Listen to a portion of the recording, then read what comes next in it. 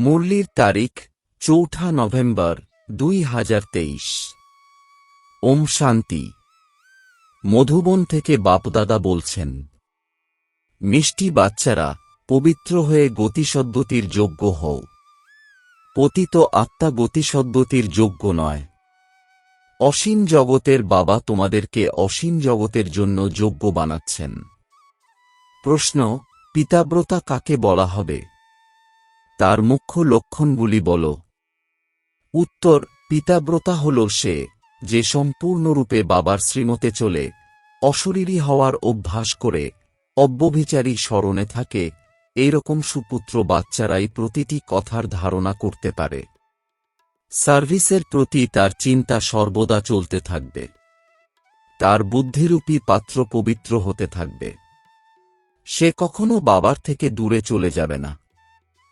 গীত আমাকে আশ্রয় দিয়েছেন যিনি। ওম শান্তি। বাচ্চারা ধন্যবাদ জানায় সেই হিসেবেই, যার যার নিজের পুরুষার্থের ক্রম অনুসারে। সবাই একই প্রকারে ধন্যবাদ জানায় না। যে যেমন নিশ্চয় বুদ্ধির হবে ও মন প্রাণ দিয়ে বাবার সেবা করবে, কেবল সে প্রেমপূর্বক হাজির হবে। সে হৃদয় থেকে ধন্যবাদ জানাবে বাবাকে। সেই বাচ্চা বলবে, বাবা সত্যি কি অলৌকিক দক্ষতা আপনার, আমরা এসবের কিছুই জানতাম না আগে। আমাদের কোনো যোগ্যতাই ছিল না আপনার সাথে মিলিত হবার। তা ঠিকই বটে, মায়া সবাইকে অযোগ্য বানিয়েছে। লোকেরা তো জানেই না স্বর্গরাজ্যের উপযুক্ত করে গড়ে তোলেন কে, আর নরকে টেনে আনে কে। কিন্তু তারা একটা অবশ্যই জানে, গতি আর সদগতির উপযুক্ত করে গড়ে তুলতে পারেন একমাত্র এই বাবা। উনি ছাড়া আর কেউ যে নেই। লোকেরা নিজেরাই তো তা বলে, আমরা পতিত, এই দুনিয়াও পতিত। এমনকি সাধু সন্ন্যাসীরাও কেউ সঠিক রীতিতে বাবাকে জানে না। তাই বাবা স্বয়ং এখন নিজের পরিচয় জানাচ্ছেন আপন বাচ্চাদেরকে। অবিনাশী নাটকের নিয়মানুসারে বাবা এসে স্বয়ং ওনার পরিচয় দেবেন। আর বাবাকে এখানে এসেই বাচ্চাদেরকে পবিত্র বানিয়ে উপযুক্ত করে গড়ে তুলতে হয়। সেখানে অর্থাৎ পরমধামে বসেই যদি পবিত্র বানানো যেত, তবে তো সেখানে বসেই তা করতেন। তবে কি আর তোমরা এত বিশাল সংখ্যক অযোগ্য বাচ্চা হতে? বাচ্চারা, তোমাদের মধ্যেও পুরুষার্থের ক্রমানুসারে নিশ্চয় বুদ্ধির হও। সঠিকভাবে বাবার পরিচয় কিভাবে দিতে হবে, তার জন্য তেমন বুদ্ধির দরকার হয়। শিবায় নমঃ এ কথা অবশ্যই বলতে হবে। একমাত্র উনি সবার মাতা ও পিতা, অর্থাৎ যিনি সর্বোচ্চ। ব্রহ্মা বিষ্ণু শঙ্কর এনারা তো রচনা। নিশ্চয়ই কোনো না কোনো পিতা এদের রচনা করেছেন, যার জন্য আবার মায়েরও প্রয়োজন। সবারই গডফাদার যিনি, তিনি নিশ্চয় একজনই হবেন। নিরাকারকেই গড বলা হয়। রচনাকার চিরকালই এই একজন। তাই শুরুতে পরিচয় জানাবে সেই অল্পের। কিভাবে তা যুক্তিযুক্ত পরিচয় দিতে পারবে, তা খুব ভালোভাবে নিজেকেই বুঝে নিতে হবে। ভগবান যিনি জ্ঞানের সাগর, উনি স্বয়ং এসে রাজযোগ শেখান।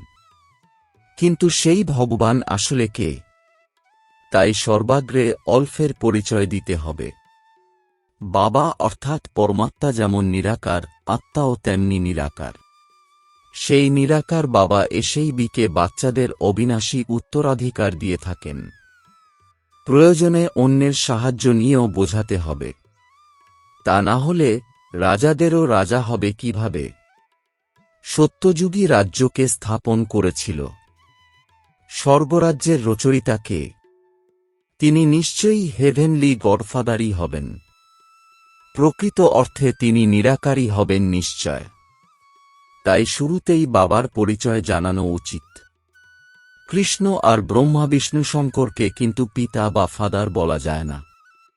তাদেরকে তো রচনা করা হয়। যখন সূক্ষ্ম বতনবাসীদেরও রচনা করা হয়, তারাও হল ক্রিয়েশন, তাহলে স্থূল বতনবাসীদের কি করে ভগবান বলা যাবে? বলা হয়ে থাকে দেবতায় নমঃ, আর তাঁর উদ্দেশ্যে হল শিবায় নমঃ, এটাই হল মুখ্য কথা। কিন্তু প্রদর্শনীতে তো আর বারে বারে একই কথা বোঝাতে যাবে না। তাই প্রত্যেককেই খুব সুন্দর রীতিতে তা বোঝাতে হবে। তাদের মধ্যে যেন সেই নিশ্চয় আসে। যে আসুক শুরুতেই তাকে বলবে, আসুন আপনাকে বাবার সাক্ষাৎকার করাই। ফাদারের থেকেই আপনি অবিনাশী উত্তরাধিকার পাবেন। ফাদারই গীতাতে রাজযোগ শিখিয়েছেন, কৃষ্ণ নয়। বাবাই হলেন গীতার ভগবান। নম্বর 1 কথা হল এটাই। শ্রীকৃষ্ণ ভগবান উবাচ নয়, রুদ্র ভগবান উবাচ বা সোমনাথ শিব ভগবান উবাচ বলা হয়। প্রতিটি মানুষেরই তাদের নিজেদের জীবন কাহিনী ভিন্ন ভিন্ন। একের সাথে অন্যের হুবহু কোনো মিল নেই। তাই যে কেউ আসুক না কেন, শুরুতে এই কথাগুলি বোঝাতে হবে। মূল এই কথাটিকেই বোঝাতে হবে, পরমপিতা পরমাত্মার অকুপেশন অর্থাৎ কর্মকর্তব্যগুলি কি কি আর বাচ্চাদের কি কি। উনি হলেন হেভেনলি গডফাদার আর ওনার বাচ্চারা হল হেভেনলি প্রিন্স। এটা একেবারে ক্লিয়ারলি বোঝাতে হবে। মুখ্য হল গীতা, তার আধারেই অন্যান্য শাস্ত্র রচিত হয়েছে। সর্বশাস্ত্রের শিরোমণি হল গীতা। সর্বশাস্ত্রের মা শিরোমণি ভগবত গীতা। লোকেরা জানতে চায়, তোমরা বিকেরা কি শাস্ত্র, বেদ ইত্যাদিকে মানো? আরে, প্রত্যেকেই তো নিজের ধর্মের শাস্ত্রকে মানবে, কিন্তু তাই বলে সব ধর্মের শাস্ত্রকে তো আর মানবে না। হ্যাঁ, সকল শাস্ত্র আছে ঠিকই, কিন্তু শাস্ত্রের জ্ঞানের চাইতে মুখ্য বিষয় হল বাবাকে চেনা জানা, যার থেকে অবিনাশী উত্তরাধিকার পাওয়া যায়। উত্তরাধিকার শাস্ত্রের থেকে পাওয়া যাবে না, উত্তরাধিকার পাওয়া যাবে বাবার থেকে। বাবা যে নলেজ দেন, যে অবিনাশী উত্তরাধিকার দেন, তার পুস্তক বানানো হয়েছে। সবার আগে তো গীতার প্রসঙ্গ ওঠাতে হবে। গীতার ভগবান কে? সেখানেই রাজযোগের কথা এসে যায়।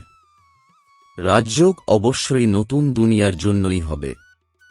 ভগবান এসে পতিত তো বানাবেন না, তিনি তো সবাইকে পবিত্র মহারাজা বানাবেন।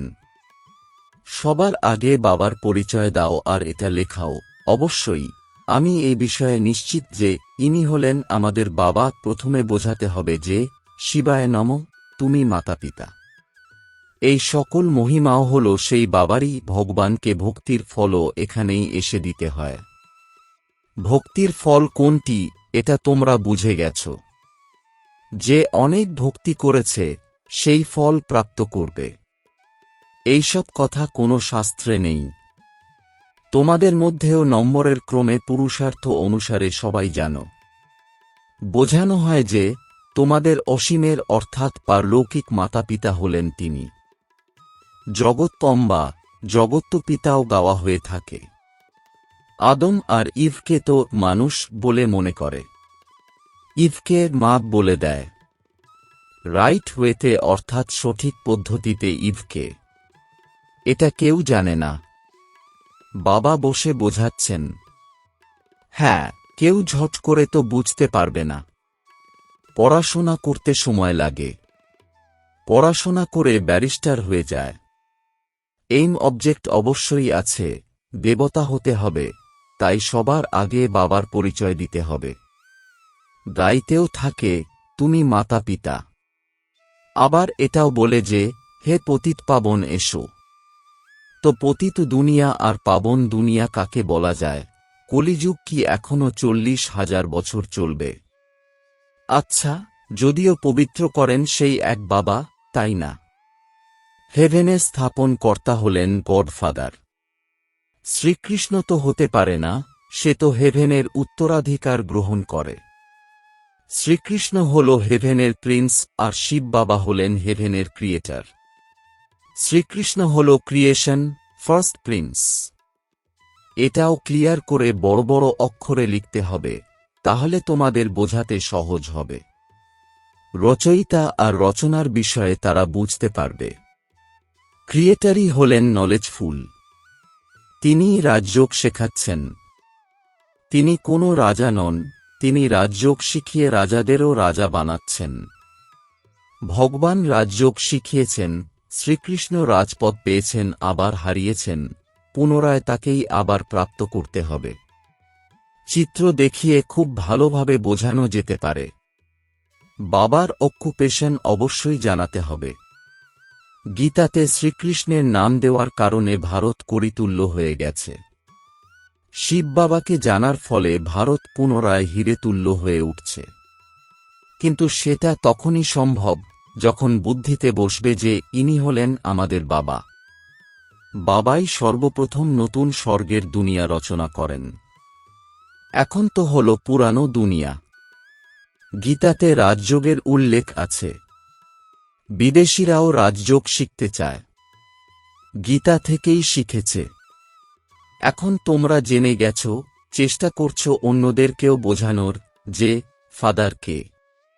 তিনি সর্বব্যাপী নন। যদি সর্বব্যাপী হন তাহলে রাজযোগ কিভাবে শেখাবেন? এই মিস্টেক অর্থাৎ ভুলের উপর খুব চিন্তন করতে হবে। যারা সেবাতে তৎপর থাকবে তাদেরই এই চিন্তন চলবে। ধারণাও তখন হবে যখন বাবার শ্রীমতে চলবে। অশরীরী ভব, মনমনা ভব হয়ে থাকবে, পতিব্রতা বা পিতাব্রতা হবে অথবা সুপুত্র বাচ্চা হবে। বাবা আদেশ করছেন, স্মরণ করার সময়সীমা বৃদ্ধি করতে থাকো। দেহ অভিমানে আসার কারণে তোমরা স্মরণ করতে পারো না, আর বুদ্ধিও পবিত্র হয় না। বাঘিনীর দুধের জন্য সোনার পাত্র চাই, এক্ষেত্রেও পিতাব্রতা পাত্র চাই। অব্যাভিচারী পিতাব্রতা খুব কম সংখ্যকই আছে। কেউ তো আবার কিছুই জানে না, যেন ছোট বাচ্চা। যদিও এখানে বসে আছে কিন্তু কিছুই বুঝতে পারছে না। যেরকম বাচ্চাদের ছোটবেলাতেই বিবাহ দিয়ে দেয়, কোলে বাচ্চা নিয়ে বিয়ে দেওয়া হয়, একে অপরের বন্ধু হয়। অনেক প্রেম থাকলে তো শীঘ্রই বিয়েশাদী দিয়ে দেয়, তো এটাও এই রকম। বিয়ে করেছে কিন্তু কিছুই বুঝতে পারে না। আমরা মাম্মা বাবার হয়েছি, তার থেকে উত্তরাধিকার নিতে হবে, কিছুই জানে না। আশ্চর্যের বিষয়, তাই না? 5-6 বছর বাবার কাছে থেকেও বাবাকে অথবা পতিকে ত্যাগ করে চলে যায়। মায়া অত্যন্ত ব্যতিব্যস্ত করে। তো সর্বপ্রথমে শোনাতে হবে শিবায় নমঃ। ব্রহ্মা, বিষ্ণু, শঙ্করেরও রচয়িতা হলেন ইনি। জ্ঞানের সাগর হলেন এই শিব। তো এখন কি করা উচিত? ত্রিমূর্তির পাশে যে ফাঁকা জায়গা আছে সেখানে লিখতে হবে যে শিব বাবা আর শ্রীকৃষ্ণ দুজনের অকুপেশনই হল আলাদা। প্রথম কথা, এটা যখন বোঝাবে তখন এদের ভাগ্য খুলবে। এই পড়াশোনা হল ভবিষ্যতের জন্য। এইরকম পড়া অন্য কোথাও হয় না। শাস্ত্র পড়ে এই অনুভব হতে পারে না। তোমাদের বুদ্ধিতে আছে যে আমরা সত্যযুগ আদির জন্য পড়াশোনা করছি। পড়াশোনা কমপ্লিট হলে আমাদের ফাইনাল পরীক্ষা হবে, তারপর সেখানে গিয়ে রাজ্য করবে। যারা গীতা পাঠ করে শোনায় তারা এই সব কথা বোঝাতে পারবে না।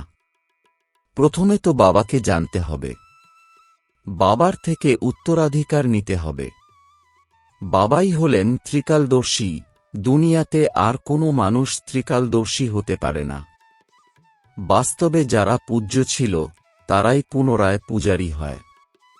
ভক্তিও তোমরাই করেছ, এটা আর কেউ জানে না।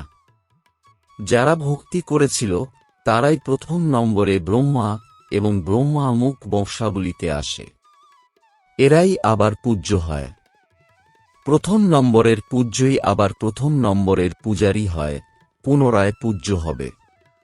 ভক্তির ফলও প্রথমে তারাই প্রাপ্ত করে। ব্রাহ্মণই পড়াশোনা করে দেবতা হয়, এটা কোথাও লেখা নেই। এটা তো বোঝা গেছে যে ভীষ্ম পিতামহ প্রমুখদের প্রতি জ্ঞান বান চালনাকারী অন্য কেউ আছে। এটা তো অবশ্যই বুঝতে পারে যে কোনো শক্তি নিশ্চয়ই আছে। এখনো বলতে থাকে যে এমন কোনো শক্তি আছে যেটা এদেরকে শেখাচ্ছে। বাবা দেখছেন এইসব হলো আমার বাচ্চা। এই চোখ দিয়েই দেখবেন। যেরকম পিণ্ডি অর্থাৎ শ্রাদ্ধ খাওয়ায়, তো আত্মা আসে আর দেখে এ হল অমুক, খেলে তো চোখ ইত্যাদি তার মতো হয়ে যাবে। টেম্পোরারি লোন নেয়। এইসব ভারতেই হয়। প্রাচীন ভারতে সর্বপ্রথমে রাধাকৃষ্ণ আসবে। যারা তাদেরকে জন্ম দেবেন তাদেরকে শ্রেষ্ঠ বলে গণনা করা হবে না। তারা তো কম নম্বরে পাশ হয়েছেন, তাই না? মহিমা শুরু হয় শ্রীকৃষ্ণের থেকে। রাধাকৃষ্ণ দুজন আলাদা আলাদা রাজধানীতে আসে। তাদের মা বাবার থেকে বাচ্চার নাম অধিক প্রসিদ্ধি লাভ করবে। কতই না ওয়ান্ডারফুল বিষয়। গুপ্ত খুশি থাকে। বাবা বলছেন, আমি সাধারণ তনে অর্থাৎ শরীরে আসি। এত মাতাদেরকে দেখাশোনা করতে হবে, এই জন্য সাধারণ শরীর ধারণ করেছি, যার দ্বারা খরচা চলতে থাকে। এটা হল শিব বাবার ভাণ্ডার। ভোলা ভাণ্ডারী অবিনাশী জ্ঞান রত্নেরও আছে, আবার অ্যাডাপ্টেড অর্থাৎ দত্তক নেওয়া বাচ্চারাও আছে, তাদেরকেও দেখাশোনা করতে হয়। এটা তো বাচ্চারাই জানে। প্রথমে যখন শুরু করবে তখন বলো, শিব ভগবানুবাচ, তিনি হলেন সকলের রচয়িতা। পুনরায় শ্রীকৃষ্ণকে জ্ঞান সাগর, গড ফাদার কিভাবে বলে থাকে। লেখা এমনই ক্লিয়ার হবে যেটা পড়লে ভালোভাবে বুদ্ধিতে ধারণ হয়ে যাবে। কারো কারো তো 2-3 বর্ষ লেগে যায় বুঝতে। ভগবানকে এসে ভক্তির ফল দিতে হয়। ব্রহ্মার দ্বারা বাবা যজ্ঞ রচনা করেছেন, ব্রাহ্মণদেরকে পড়িয়েছেন, ব্রাহ্মণ থেকে দেবতা বানিয়েছেন। পুনরায় নিচে আসতেই হবে। প্রথমে যখন শুরু করবে তখন বলো, শিব ভগবানুবাচ, তিনি হলেন সকলের রচয়িতা। পুনরায় শ্রীকৃষ্ণকে জ্ঞান সাগর, গড ফাদার কিভাবে বলে থাকে। লেখা এমনই ক্লিয়ার হবে যেটা পড়লে ভালোভাবে বুদ্ধিতে ধারণ হয়ে যাবে। কারো কারো তো 2-3 বর্ষ লেগে যায় বুঝতে। ভগবানকে এসে ভক্তির ফল দিতে হয়। ব্রহ্মার দ্বারা বাবা যজ্ঞ রচনা করেছেন, ব্রাহ্মণদেরকে পড়িয়েছেন, ব্রাহ্মণ থেকে দেবতা বানিয়েছেন। পুনরায় নিচে আসতেই হবে। বড়ই সুন্দর বোঝানো। প্রথমে এটা প্রমাণ করে বলতে হবে যে শ্রীকৃষ্ণ হলেন heavenly prince, heavenly god father নন। সর্বব্যাপীর জ্ঞানের দ্বারা একদমই তমপ্রধান হয়ে গেছে। যিনি বাদশাহী দিয়েছেন তাঁকেই ভুলে গেছে।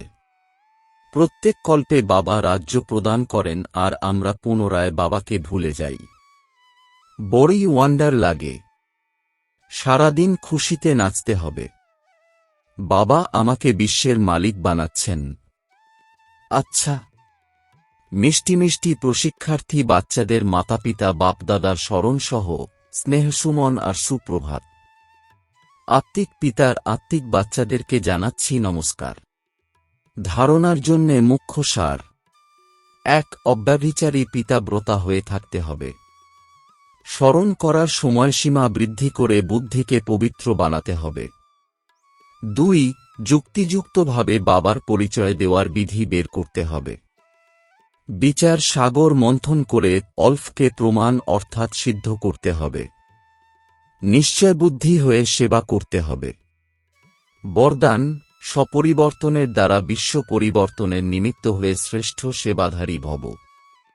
এর বিস্তার: তোমরা বাচ্চারা স্বপরিবর্তনের দ্বারা বিশ্ব পরিবর্তন করার কন্ট্রাক্ট নিয়েছ। স্বপরিবর্তনই হল বিশ্ব পরিবর্তনের আধার। স্বপরিবর্তন না করে কোনো আত্মার প্রতি যতই পরিশ্রম করো না কেন, পরিবর্তন হবে না। কারণ বর্তমান সময়ে কেবল শুনে পরিবর্তন হয় না, দেখে পরিবর্তন হয়। বন্ধনে জড়ানোর জন্য যদি কেউ আসে, তোমাদের জীবনে পরিবর্তন দেখে সেও বদলে যাবে। সুতরাং করে দেখাও, পরিবর্তন হয়ে দেখানোই হল শ্রেষ্ঠ সেবাধারী হওয়া। স্লোগান: সময়, সংকল্প আর বাণীর এনার্জিকে ওয়েস্ট অর্থাৎ ব্যর্থ থেকে বেস্টে পরিবর্তন করে দাও, তাহলে শক্তিশালী হয়ে যাবে। ওম শান্তি।